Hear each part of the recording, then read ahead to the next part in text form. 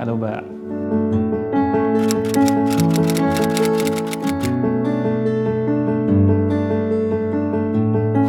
Kalau beban itu enggak Mbak ya, karena kita itu menikmati apa yang ada, menikmati apa yang sudah diberikan oleh Allah, yang sudah ditakdirkan oleh Allah. Jadi tidak ada rasa beban tersendiri. Menjadi anak pejabat itu tidak ada rasa beban. Ya, jadi anak pejabat sama tidak jadi anak pejabat itu sama saja.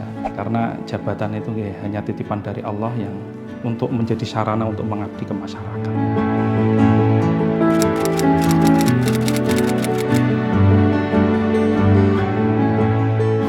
Bapak Marzuki ini ciri khasnya itu kan selalu menebar senyuman kepada masyarakat. Itu ciri khasnya. Sama dengan kalau ketemu dengan masyarakat, orang yang mengenal beliau itu kan sama ditampar pipinya sedikit itu sudah menjadi ciri khas beliau yang mungkin itu diingat-ingat oleh masyarakat.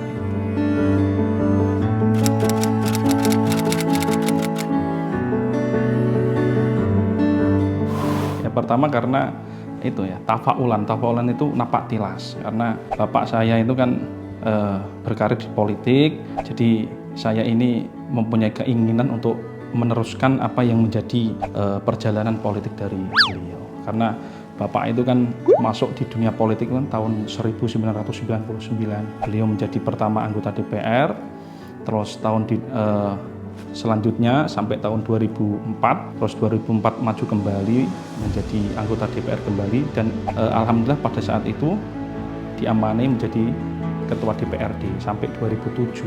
Terus 2007 maju pencalonan bupati dan wakil bupati, beliau menjadi wakil bupati mendampingi Pak Hendro Martoyo pada saat itu sampai 2012. Terus sampai 2012 sampai periode 2022 itu menjadi bupati 2 periode.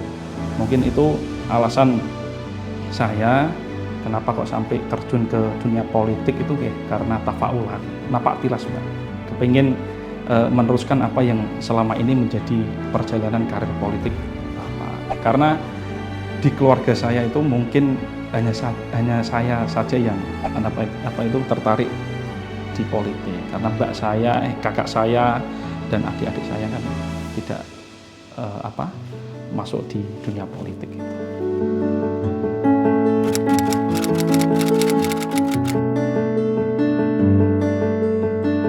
Ya, alasan terkuat saya kenapa kok milih P3 itu kan, pertama saya ini santrinya Simbah Maimun Zubair ya.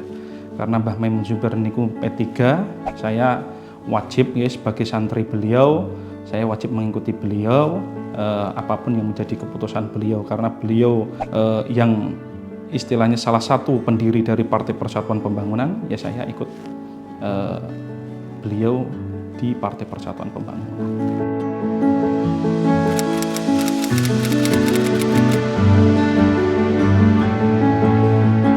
Sekarang saya alhamdulillah diamanai di DPRD, diamanai dari partai itu menjadi Wakil Ketua Komisi B.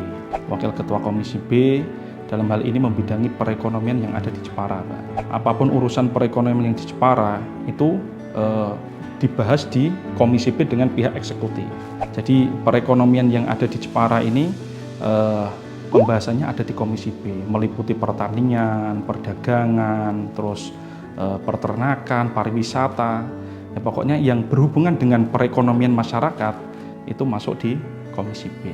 Dan di alat kelengkapan dewan yang lainnya, yang saya sekarang ini masuk di Badan Anggaran. Sebelumnya 2,5 tahun yang lalu itu saya ada di Bapemperda, Badan Perencanaan Pembentukan Peraturan Daerah. Dan juga saya pernah diamanai menjadi Ketua Pansus Perda Pesantren. Jadi kemarin sudah selesai Pansus Perda Pesantren, dan alhamdulillah karena masukan dari para kiai yang ada di Kabupaten Jepara, harus adanya kesetaraan antara lulusan pesantren dan lulusan formal ya. Itu yang menjadi harapan para kiai yang ada di Kabupaten Jepara.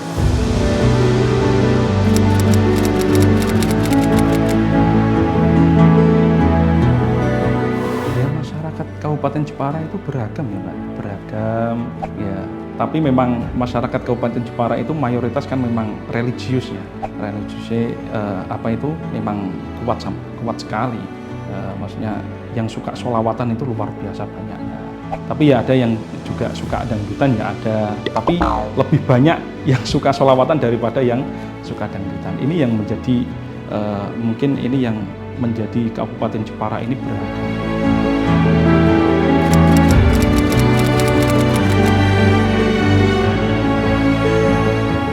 Harapannya untuk warga Kabupaten Jepara yang paling utama itu adalah ekonomi warga Kabupaten Jepara ini meningkat, Mbak. Karena kemarin memang kita memaklumi ya, 2,5 tahun kita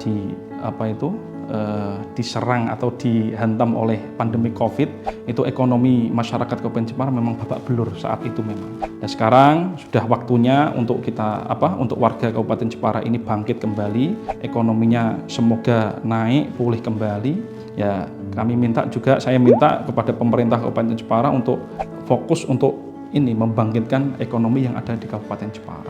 Karena memang ini adalah pokok dari yang diinginkan oleh warga Kabupaten Jepara, yaitu ekonominya meningkat kembali. Ya, kalau harapan untuk P3 atau warga P3 sendiri, ya memang kita harus fokus, pengurus harian DPC dengan majelis harus saling kerjasama dengan banom-banom yang ada, sayap-sayap partai yang ada, mulai dari WPP, AMK, GPK, GMPI, harus kompak, harus saling berkoordinasi untuk memenangkan pemilu nanti di 2024. Karena ini memang sudah persiapan, sudah tahap-tahap pemilu sudah dijalani. Ya, saya minta warga Partai Persatuan Pembangunan ini saling berkoordinasi, saling bekerja sama untuk kembali memenangkan pemilu 2024 yang ada di Kabupaten Jepara. Itu harapan saya untuk P3.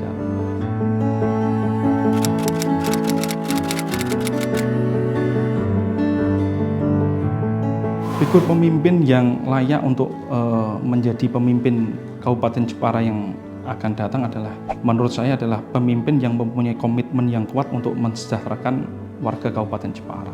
Tidak peduli itu masih muda maupun yang sudah tua, kalau dia mempunyai komitmen yang kuat untuk mensejahterakan warga Kabupaten Jepara, dia layak menjadi pemimpin Kabupaten Jepara di masa yang akan datang.